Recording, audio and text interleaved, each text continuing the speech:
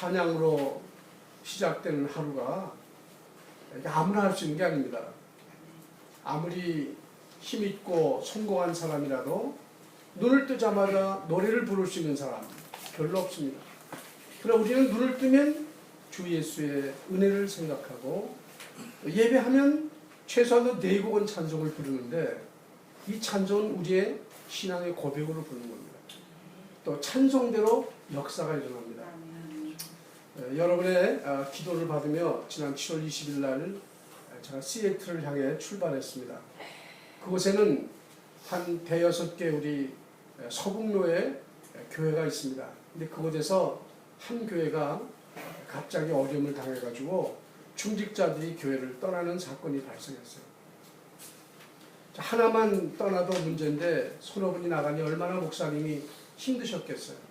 교회로도 말할 수 없는 고통을 겪어서 어떻게 하면 하나로 묶어줄 수 있을까 하는 기도를 가지고 갔는데 그런 기도에 응답은 받지 못했습니다. 다만 목사님과 교회가 큰 힘을 얻었고 또 만나는 것만 하나님의 은혜가 아니라 헤어지는 것도 하나님의 은혜일 수 있구나. 어떤 경우도 우리는 상처받지 않고 하나님의 나라가 확산되는 것으로 위로받는 그런 좋은 시간이 되었고요. 그래서 교회 집회를 이틀 열었고 많은 성도들과 목사님들이 오셔서 은혜를 많이 받았습니다. 그래서 거기서 한 3일 있다가 그 다음에 시애틀에 북부되는 곳에 가서 또 그 교회에서 집회를 하고 그리고 밴쿠버로 올라갔습니다. 밴쿠버에서는 우리 다락방 교회가 3밖에 안 되는 아주 작은 숫자예요. 근데 밴쿠버 여러분 가보셨겠지만 아주 항구가 참 아름답습니다. 그야말로 사면이 바다야.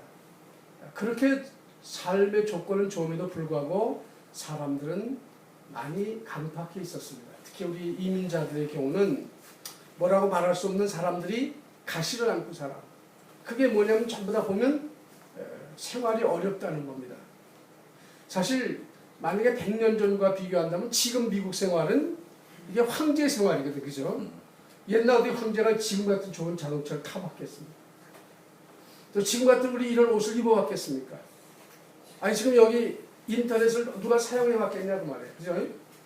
근데 항상 인간은 하나님의 축복 속에 살면서도 축복을 모르고 사는 게 불행입니다. 그래서 복음 가진 우리들은 어떤 환경에도 항상 기뻐할 수밖에 없는 또 기뻐해야 되는 이유를 가지고 사는 시대를 살릴 사람이다. 이 사실을 여러분 꼭 가슴에 간직할 수 있기를 바랍니다. 그래서 첫날 집회는 아주 일반 집회를 해가지고 구원을 초청하는 집회. 그 둘째 날은 구원받은 사람이 받는 축복이 무엇인가를 나눴습니다. 근데 이번에 참 의미 있었던 집회는 지역에 있는 많은 그 타교단 목사님들이 오셔서 말씀을 받았고 또 목사님들과 허심탄회하게 얘기하는 시간이 있었습니다. 저는 뭐 우리 다락방을 비워놓는 게 아니라 내가 어떻게 이민 목회에서 하나님의 은혜로 이 자리까지 올 수 있었던가 그걸 간접적으로 간증을 통해서 그분들이 겪고 있는 현재 어려움을 어려움으로 보지 말고 하나님의 사인이다. 어디에 뿌리 내린 사인이냐? 복음의 뿌리를 내린 사인이다. 마침 9년 동안 그 아주 아름다운 섬에서 목회를 하시다가 이제는 온몸이 병이 들어서 교회에서 떠날 수밖에 없는 그런 목사님이 오셨어요. 그러니까 아주 잘생기고 배경도 좋으신 분인데 이민 목회 9년하고 나니까 완전히 버림받았다고 그럴까? 그래서 온몸에 병이 들으신 거예요. 건강도 좋지 않고 그런 분이 집회에 오셔가지고 말씀을 들으시고 뭐 그분이 말씀 모르나요? 아는데 그리스도를 모른단 말이죠. 또 그리스도를 아는데 사실은 겉만 아는 거지 참 내용을 모르는 분이 그리스도의 복음을 들으시고 힘을 얻었어요. 이제는 나도 이 복음 운동을 할 수밖에 없겠구나. 그러니까 결국은 지금 가는 데마다 사단이 말씀 듣지 못하게 완전히 귀를 막고 그 다음에 마음을 막아놓은 것을 볼 수 있습니다. 그래서 시애틀에 또 밴쿠버에는 우리 함께 하시던 목사님이 굉장히 기뻐하시고 또 그분을 사랑했던 자기의 그 선배 목사님이 자기를 좋아하면서도 이제 이 복음 운동한다고 멀리 했던 분이 저와 만나서 한 서너 시간 제가 간증을 했습니다. 목사님, 이거는 누가 뭐래도 하나님이 이 시대를 살리기 위한 시대적인 메시지이기 때문에 어둡다라고 생각하지 마시고 말씀을 들으셔야 합니다. 근데 그분도 자기도 하나도 잘못되지 않은 걸 안다 이거예요. 그런데 많은 사람이 반대하니까 자기도 여기에 손도 나설 수 없다. 그건 충분히 이해되지만 이게 참복음이라면 이때 나서야지 언제 나서겠느냐. 그래서 목사님, 이 지역에 또 이름 있는 분이시니까 이 운동에 좀 동참해달라고 했더니 자기 힘써보겠다고 그렇게 말씀하시는 내용을 들어봤습니다. 그래서 한국에 가서는 7월 30일 도착해가지고 31일부터 WRC 집회 대구에서 가장 더운 날에 했습니다. 제 생애에 그렇게 더워보기는 아마 처음이었던 것 같아요. 그러니까 그렇게 해서 지치고 그런데 이제 너무 서울과 부산을 왕복하다 보니까 지쳐가지고 제가 아마 다리에 좀 상처를 입었던 것 같아요. 이게 무좀인지는 하여튼 모르겠는데 거기서 이제 봉화지병이라는 게 걸려가지고 이 다리가 붓고 열이 나는데 고열이 납니다. 39도. 저는 그게 몸살 감기인 줄 알았는데 알고 보니까 다리에서 그게 지금 염증이 생겨가지고 온몸에 열이 나는 걸 몰랐던 거예요. 그래서 병원에 가보니까 이거 보통병이 아니니까 입원을 해야 된다. 그냥 하루만 입원하면 되는 줄 알고 들어갔다가 열흘을 그게 보니까 축복이었어요. 하나님이 몸을 돌봐라. 그리고 병든 사람이 얼마나 어려운 고난을 당하고 있는가를 보고 그들에게 왜 복음이 필요한지를 말해줄 수 있도록 하나님 제 눈을 열어주는 또 축복의 시간이었습니다. 거기 있는 동안에 한국에 있는 우리 모든 단체 교회가 거의 다 기도했으니까요. 아픈 바람이 유명해졌습니다. 여러분이 기도했기 때문에 하나님 그렇게 역사하시는 것 같아요. 가는 데마다 목사님 설교 잘 들었습니다. 건강해지셨습니까? 그게 인사예요. 그러고 나니까 가는 곳곳마다 말씀을 전할 수 있는 기회를 하나님 만들어 주셨어요. 생각지 않은 기회들. 뭐 선교사 훈련에 그냥 시간이 남아서 1시간 가서 강의 들러 갔더니 마침 그 시간에 담당 교수가 오지 않아가지고 제가 대신 강의를 하게 되는 경우도 생기고. 근데 그때 그 많은 분들이 자기 삶의 응답을 얻어서 끝나고는 뭐 주변에 사람이 올라가지고 어떻게 상담을 줄지 모를 정도로. 그래서 내 뜻과 관계없이 하나님이 복음 가진 자가 가는 곳에 하나님이 특별한 계획을 가지고 역사하시는구나.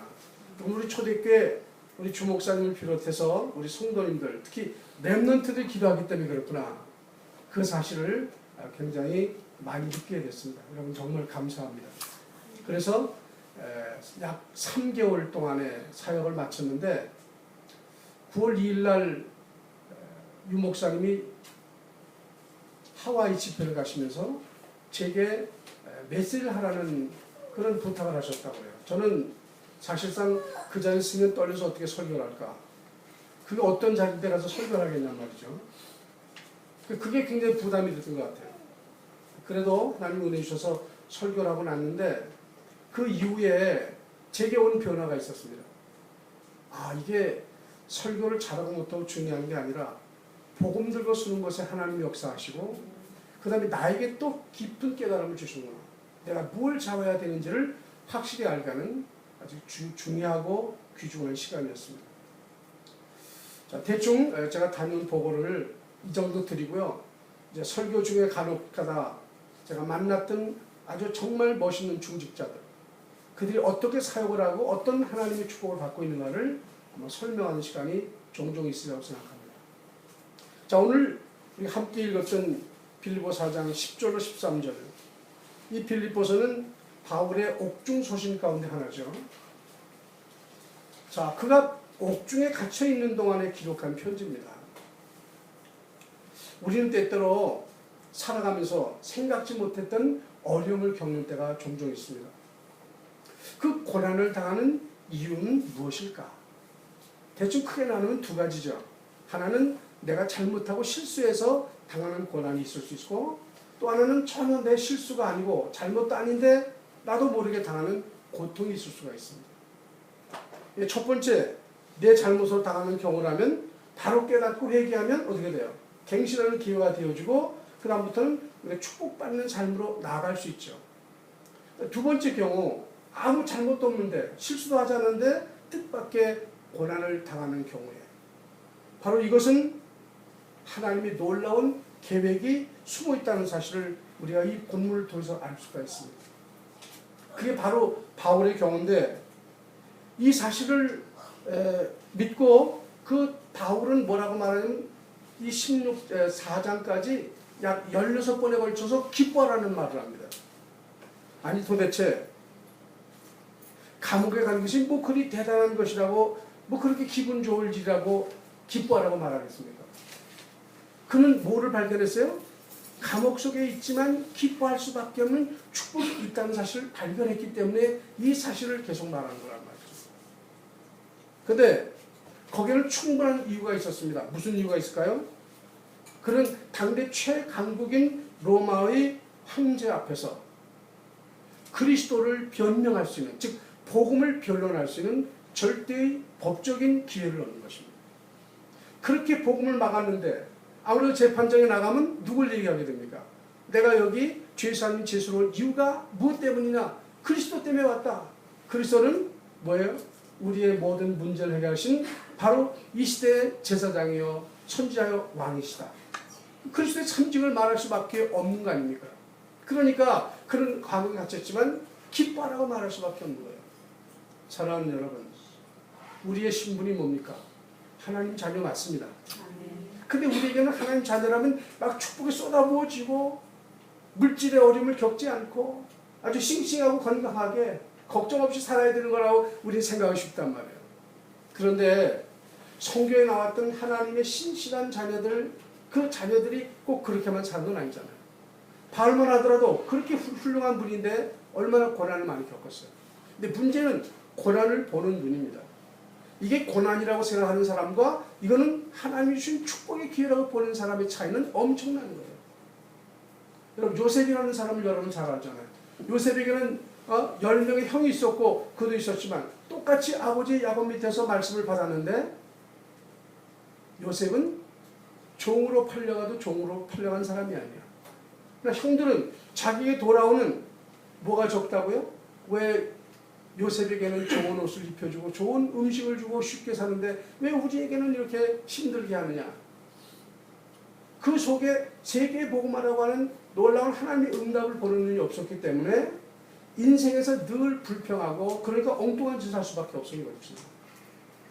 오늘 우리는 소수의 무리가 모여 예배드리지만 여기 계신 여러분은 일당백, 아니 일당만의 하나님의 능력을 주시는 시대적인 전도자요, 하나님의 자녀임을 믿습니다. 아멘. 자, 그렇다면 지금 우리는 어디 있습니까? 내 현주소는 어디야? 사도 바울은 로마의 감옥에 갇혔음에도 감옥이 그에게 갇힌 것이지 자기가 감옥에 갇힌 게 아니라고 말했단 말이에요.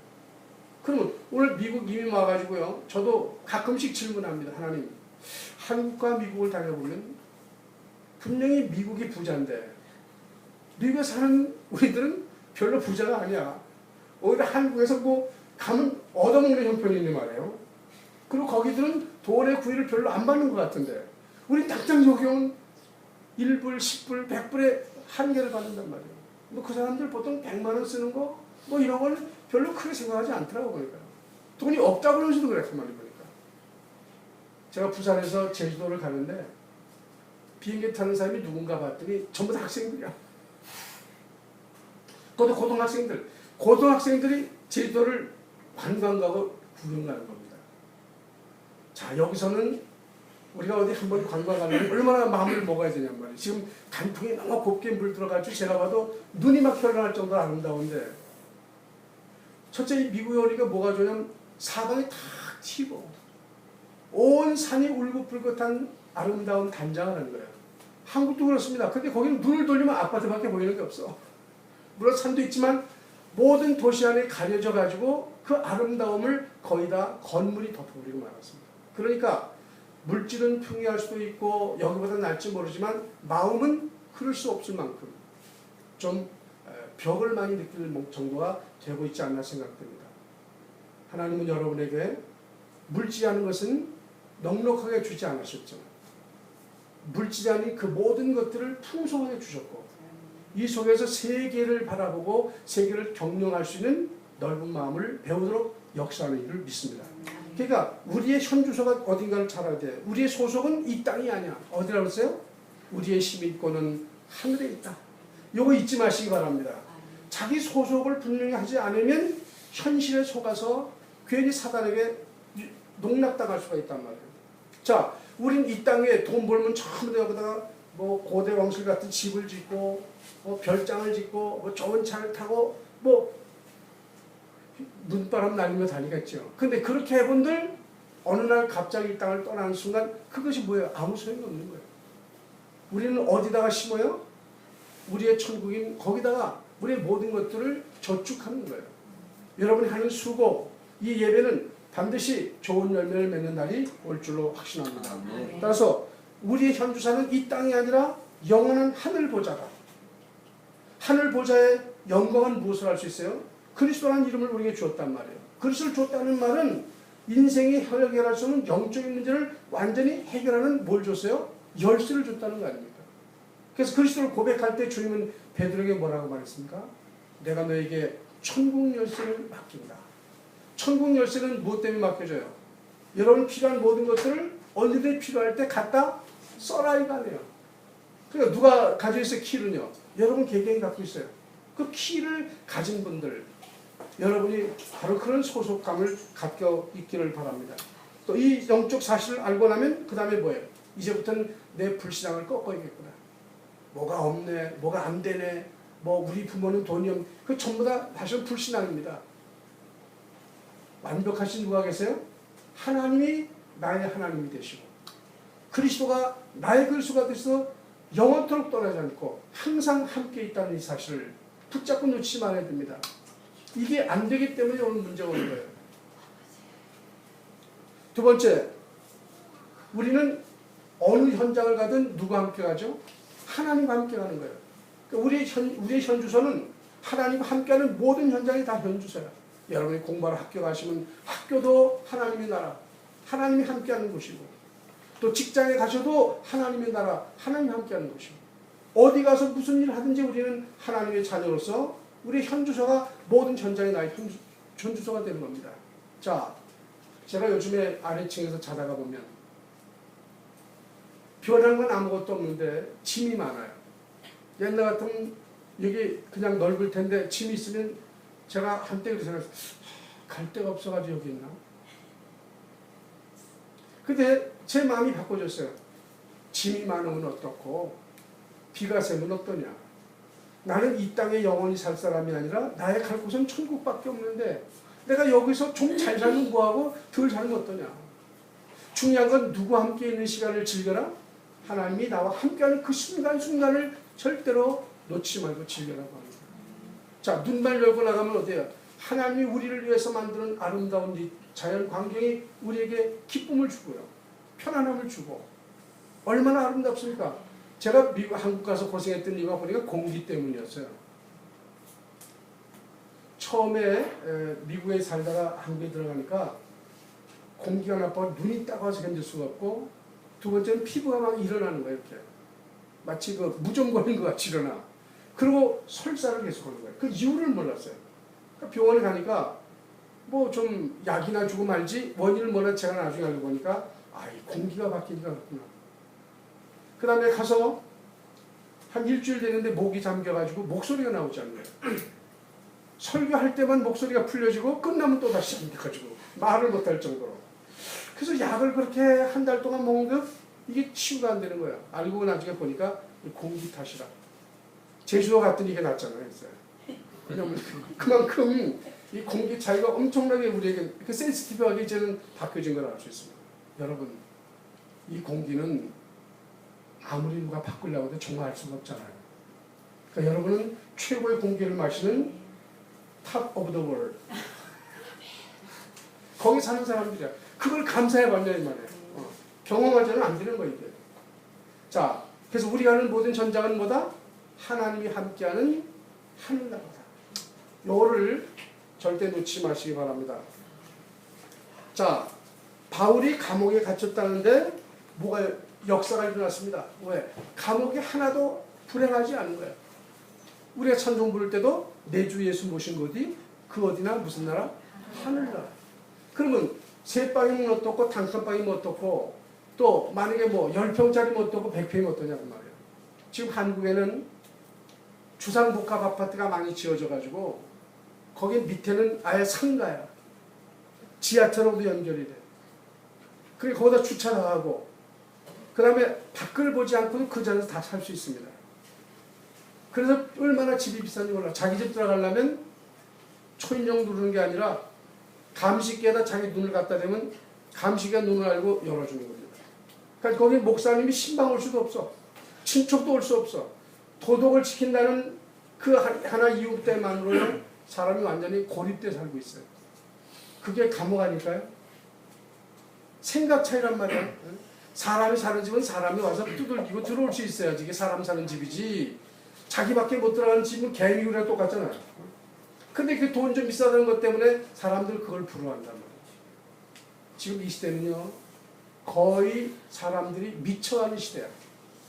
자, 지금 우리가 컴퓨터를 가지고 다니고 그 다음에 손 안에 든 이 전화기 때문에 사람과 사람 사이 뭐가 끊겼어요? 대화가 끊겨버렸습니다. 대화가 끊기면 뭐가 끊겨요? 마음이 끊기는 거고 마음이 다치는 거예요. 이런 속에서 우리 청소년들이 자라는데 이들이 만약에 사회 나가서 어느 직장을 들어갔다. 조그만 어려움이 있으면 마음을 닫고 말 안 할 거 아닙니까? 어려움이 있으면 말을 통해서 풀어가야 되고 코인원이가 이루어져야 되는데 이게 지금 안 되는 시대란 말이에요. 그러니까 애들이 막히면 스스로 죽는 것밖에 몰라. 방법이요. 지금 이게 뭐예요? 이게 시대적인 종말의 모습이 아니냐 이겁니다. 근데 우리는 내 주 예수 모시고지 그거는 하늘나라니까 어디를 가도 어떤 막힌 현장에도 뚫어내는 시대적인 응답의 사람인 것을 기뻐하고 감사할 수 있기를 바랍니다. 자, 바울이 감옥에 갔다는 것은 뭘 의미하는 겁니까? 낮은 자리로 내려갔던 거예요. 가장 낮은 자리. 인간으로서는 감옥 가는 게 제일 낮은 자리 가는 거 아닙니까? 그런데 알고 보니까 낮은 자리로 간 것 같은데 어디로 올라갔어요? 가장 높은 곳으로 올라간 거예요. 그게 빌립보 2장의 얘기라니까. 하나님이신 예수님이 낮고 천한 이 땅 위에 육신을 입고 오셨어요. 하나님의 본체인데도 불구하고 동등될 것을 여기지 아니하시고 종의 형체인 사람의 모습을 가졌다. 죽기까지 복종하셨다. 그랬더니 하나님이 어떻게 하셨다고요? 땅 아래에 있는 자나 땅 위에 있는 자나 하늘에 있는 자나 그 어떤 이름도 그 이름 앞에 무릎을 꿇게 만드십니다. 최상의 높이로 올리셨다고 말하지 않습니까? 여러분 지금 우리가 살고 있는 삶에 어려움이 있다면 여러분은 바로 높아지기 위해서 낮은 자리가 무엇인가를 경험하는 하나님의 사랑이 지금도 여러분 앞에 있다는 사실을 알게 되기를 주 이름으로 축원합니다. 자, 또 감옥에 갔으니까 모든 것을 뺏긴 것처럼 보이지만 바울은 말하기를 모든 사람이 자랑거리 여기는 것들을 자기는 어떻게 한다? 배설물로 여긴다고 했어요. 자, 이거 기가 막힌 논리 아닙니까? 다른 사람은 다 얻으려고 들고 가지려고 드는데 바울은 그게 알고 보니까 별로 가치가 없는 거예요. 무슨 가치를 알았기 때문에. 우리 아까 선교가 기도했던 대로 그리스도의 비밀을 알았기 때문에 그렇답니다. 여기 계신 여러분도 이 세상에 그 무엇도 바꿀 수 없는, 세상에서 얻을 수 없는 그리스도를 받은 사람들입니다. 그렇다면 여러분 뭐가 있어야 돼요? 그래서 기뻐할 수밖에 없는 거예요. 그러니까 거기에 모든 것을 투자하는 거예요. 제가 이번에 만났던 장로님 가운데 한 분이 소위 서울에서는 잘 나가던 사람이에요. 공무원 공제회라는 그곳에서 사장으로 일하던 사람인데 그때는 지금처럼 이마트니 또는 홈플러스 같은 게 없어가지고 그냥 유통업이 그 공무원 공제 거기가 제일 잘 되는 때라는 거예요. 거기 사장을 하던 분인데 이 이마트가 들어오고 홈플러스가 들어오고 뭐 하여튼 여러 가지가 들어오는 바람에 급격히 매출이 줄어가지고요. 나중에는 부도가 나고 말았어요. 그 부도가 나니까 자기 벌었던 돈 다 날렸으니 갈 데가 없잖아요. 서울에 있을 수 없어가지고 부산을 내려왔어. 그래서 가장 안 돼가지고는 선창가에 부둣가에서 막노동을 하실 정도로 그렇게 바닥까지 내려갔어요. 이분이 서울의 모 교회를 섬기던 장로님인데 이제는 장로라는 말을 할 수 없을 만큼 자존심이 바닥에 떨어졌다 이 말이에요. 그런데 부인이 이 복음을 받았어. 부인이 맨날 아침 저녁으로 부엌에서 또는 방에서 듣는데 자기는 귀가 따가워서 못 듣겠던 거예요. 그래가지고 이제 부인을 좀 구박을 했던 모양이야. 근데 부인이 어려운 상황에 다니까 당신 이 테이프를 한번 들어보라. 그리고 한번 들어보고 난 다음에 말을 하자. 그래가지고 자기 그 테이프를 앉아서 손차까지 듣는데 자기 신세가 얼마나 처량합니까? 옛날은 잘 나가던 사장인데 말이야. 하루아침에 그냥 추락해가지고 그 어려운 입장에 이 복음을 듣는데 가슴이 부닥치고 말이야. 내가 그리스도의 비밀을 몰랐고. 그리고 들어와서 말없이 이 복음을 듣고 생활하는데 하나님이 문을 여시기 시작하는 거예요. 그래가지고 모 교회에 이제 행정을 담당하고 관리하는 그런 부장님이 되셨고, 그리고 부인은 또 하나님이 레스토랑을 열어줬어. 근데 이 레스토랑이 50년 전통을 가지고 있는 그 춘향의 고향이 어디죠? 남원 추어탕집 사장님이 됐다. 근데 추어탕이 잘 팔려가지고 꽤 돈을 벌기 시작했어요. 그러니까 이제 이분들 두 분이 생각한 거예요. 아니 하나님께서 잘 있던 서울에서 우리를 내려서 부산까지 오게 했을까? 그러고 보니까 그때 막 듣는 얘기가 이제는 렘넌트 운동, 그리고 어떻게 하면 엘리트를 살리느냐, 다민족 복음, 이 얘기를 계속 하는 데란 말이에요. 그러니까 두 분이 이제 기도하다가 우리가 한번 다민족을 살리는 지교를 열어보자.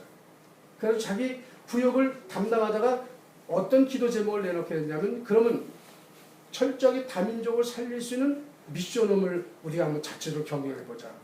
거기 외국어 대학도 있고 그래가지고 외대생들 가운데 특히 다민족이 많으니까 얘를 살려보겠다는 생각으로 시작을 했어요.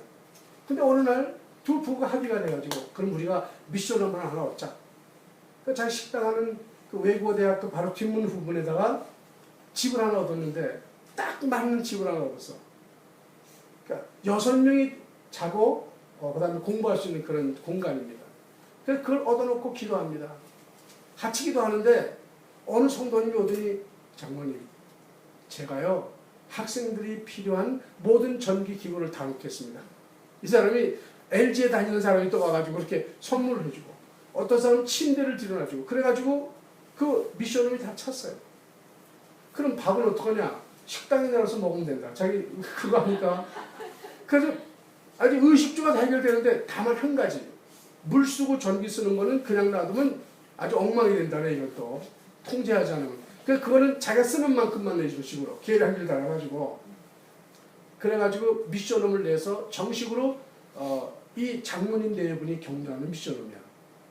그러니까 아직까지 한 번도 누가 중직자가 미션홈을 열은 적이 없대요. 교회에서 다 해두고 함께 하는데 이분이 개인적으로 하는 거예요. 해놓고 나 같으면 그 돈 한 달에 들어가는 거 걱정할 텐데 너무 좋아가지고 말이야. 장로님 익사이팅해서 사모님하고 그냥 항상 싱글벙글하고 다니고요. 절 보러도 서울 올라가서 목사님 이번에 우리 미션홈 개원 예배할 때 꼭 내려오시라고. KTX 그 기차표를 사주면서까지 초청을 하시고. 자, 그분은 어떤지 몰라도 나는 얼마나 감동을 받았는지 몰라요. 왜? 아니 목사가 하기 힘든 일을 장로님이 교회 식주인 노릇 하겠다고 말해요. 중국에서 온 그 사람들 복음받게 하려고 중국 사람 4명, 또 한국 학생 2명을 6명을 집어넣어가지고 그 집에서 완전히 먹고 자고 공부하는데 지장받지 않게 하려고. 그렇다고 일부러 깨워가지고 말씀 주는 것도 아니에요. 자기가 감동된다라고. 그러니까요, 다른 사람이 볼 때 다르게 보잖아. 이분은 미션홈을 열었다고 강제로 예배 참여하게 만들고 그러는 것도 아니고, 그러니까 자율적인 힘을 줘가지고 스스로 예배 참석할 수 있도록. 그러다 보니까 뭐가 있냐면 중국인을 위한 또 예배가 열리기 시작한 거예요. 그래서 그렇게 경제도 축복을 받고, 그리고 교회에서도 모든 사람이 귀감이 되고, 또 다락방 내에서도 중직자가 최초로 격려하는 지교를 열었다는 것이 하나의 금자탑이 됐다고 말해요. 자, 오늘 보니까 이분 현주소가 뭐냐? 늘 하나님 안에 있는 거예요. 어디를 가든지 무엇을 하든지 나는 하나님의 자녀가 하나님 안에 있다. 이 사실을 말하는데 두 분이 얼마나 메시지를 잘 전하는지 몰라. 그분들의 특징은 뭐냐? 강단 메시지를 그대로 전하는 거예요. 지교를 열고 미션을 하는데도 이분 보니까 목사님이 한 설교보다 어쩌면 더 잘해. 한번 들었으니까. 그리고 그걸 가지고 거기다 보태서 쉽게 성도들 이해하기 좋게. 제가 와서 듣는데도 정말 감동되더라고요. 평신도 가니까. 여러분, 목사님이 주일 강단에 주시는 메시지는 누구를 위한 것입니까? 그 목사님께 아니잖아요. 우리 성도님 개개인이 응답받을 말씀을 하나님이 그를 통해 주시는 거란 말이에요. 그럼 그 말씀이 생명이고 능력이니까 이 말씀을 일주일 동안 잡으면 어떻게 돼요? 그럼 응답 올 수밖에 없고 또 계속 하니까 내가 그 메시지가 내게 되지 않습니까? 다른 메시지도 많지만 그거보다도 하나를 집중할 수 있다면 정말 그것은 많은 사람을 살릴 뿐만 아니라 내가 은혜 받고 능력 받는 축복의 자리가 된다는 거 잊지 마시길 바랍니다. 세 번째, 그럼 우리의 현주소는 어딜까? 좀 더 구체적 주법은 우리가 그리스도 안이라고 말하고 있습니다. 그리스도 안에 있다는 말은 뭐예요? 하나님과 통한다는 말이야.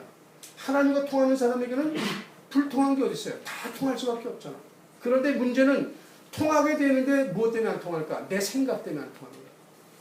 무슨 일을 하다 보면 꼭 하나님의 응답을 받는 게 아니라 내 생각을 가지고 응답을 받으려 하기 때문에 거기서 막히는 겁니다. 거의 대부분이 다 그래요. 그러니까 뭐가 없어져야 돼요? 내 생각이 없어져야 되고 내 고집이 없어야 되고 그래서 누가 보더라도 저 사람은 자기 고집이 아니라 하나님의 말씀으로 사는구나 이렇게 보일 수 있다면 그분은 이 시대에 가장 행복한 사람, 현주소가 그리스도 안에 있는 축복의 사람이 되는 줄로 믿습니다. 이제 그렇게 되면 마지막으로 누가 제일 어려워할까? 사람이 어려워하는 거예요. 저거는 아무리 공격해도 공격할 데가 없구나. 뭐 경제 놓고 두들겨봐도 그렇고 건강을 두들겨봐도 그렇고 누가 좀 기분 나쁘게 찔러봐도 전혀 흔들리지 않는 거예요. 인간적인 조건이 하나도 하나님과 사이를 흔들 수 없는 사람을 될 때 뭐가 포기합니까? 사람이 포기하는 거예요. 공격. 그럼 그때부터는 뭐 하는 거예요? 날개 다는 거 아닙니까? 자, 우리 결론의 말씀입니다. 요한계시록 8장에 보면 우리가 드리는 기도는 누가 받아가요? 천사가 큰 향로에 받아서 하나님께 가져간다. 그럼 우리 기도는 어떻게 돼야 돼요? 확실해야 되잖아. 뭘 구하는지가 분명해야 되잖아. 어떤 사람은 기도하라고 그러면 많이 하긴 했는데 뭐 기도했냐 그러면 그냥 구했어. 뭘 구했는지 구체적인 거 없단 말이에요. 그러니까 지금 우리는 좀 더 구체적이어야 돼. 뭐든지 구체적이 될 필요가 있다. 클리어해야 된다. 그림을 그려도 정확하게 그림을 그려야 될 거 아니겠어요? 자, 그러면 반드시 기도는 뭐예요? 응답되게 돼 있어요. 요한복음 14장 14절에도 예수 이름으로 무엇을 기도하면 주님이 응답하시겠다고 약속했단 말이죠. 자, 그러니까 오늘 이 본문 가운데 13절 보니까 뭐라 했어요?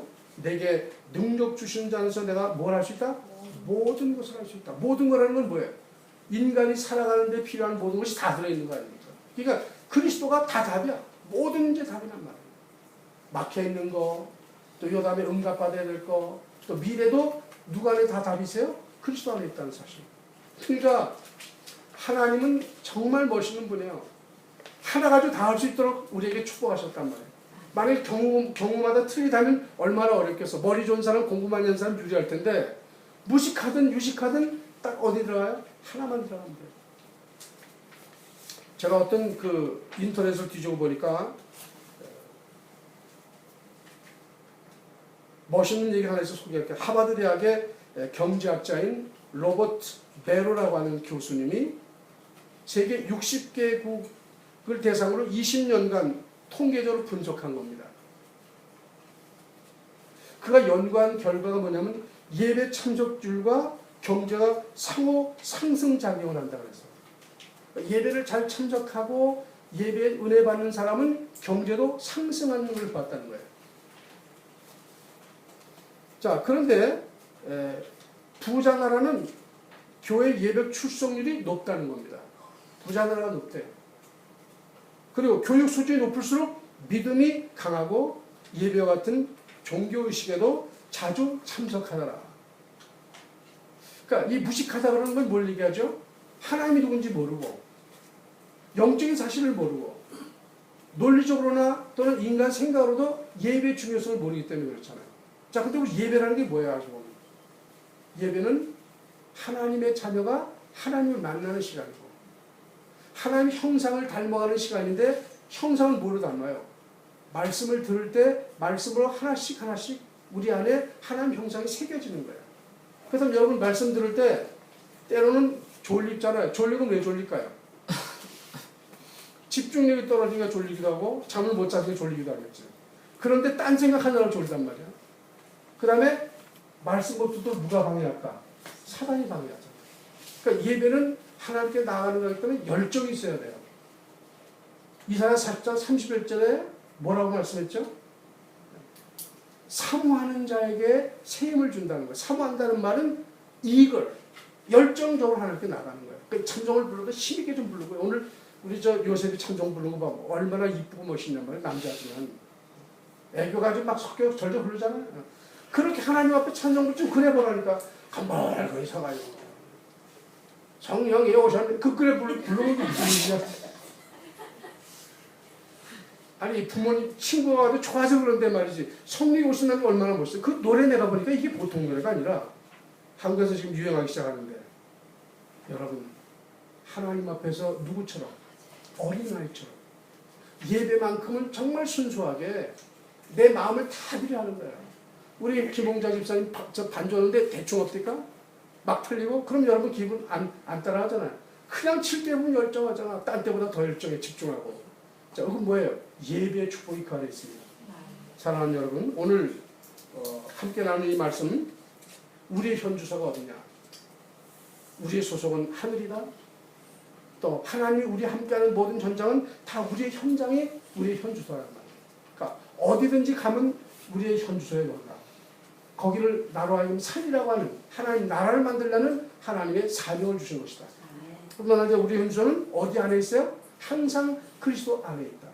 이 세 가지를 가지고 여러분 모든 삶에 승리하시는, 그래서 내게 능력 주시는 데서 내가 모든 걸 할 수 있다 고백했던 사도 바울의 고백이 우리의 날마다의 고백이 되시고 승리의 고백이 되기를 주의 이름으로 축원합니다. 아멘. 기도합시다. 하나님 아버지 감사합니다. 우리의 현주소는 이 세상이 아니고 돈이 아니고 내 명